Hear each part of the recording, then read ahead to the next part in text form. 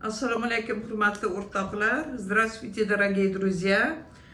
Вот мы начали работу, бошлагордек. Вот следующий пациент у нас. Это третий, да, капельница? Да. Qanaqa kelgandingiz? Ben yutaldim, ko'zlarim tagi shib etib qizarib ketgan edi. Siz 3-chi kapelnisa bo'ldingiz. Yana kelganingizdan keyin 5 ta kapelnisa olishga nima qilib keldingiz? Yana 5 ta olasiz. Молодец.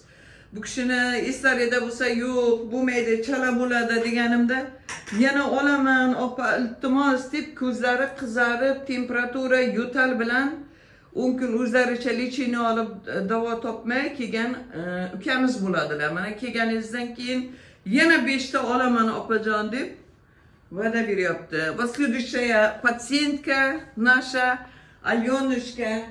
Как себя чувствуешь, Алена? Хорошо.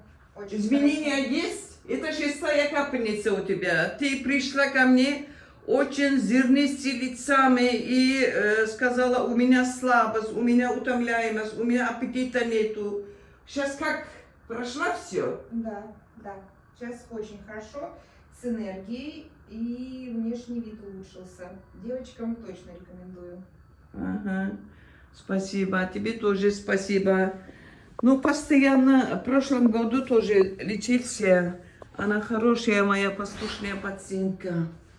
Красавица наша. Хорошего дня всем. Я всех люблю. Kunlaringiz yaxshi o'tsin. Я вас I love you. Sog' bo'linglar, sog' salomat bo'linglar, azizlarim.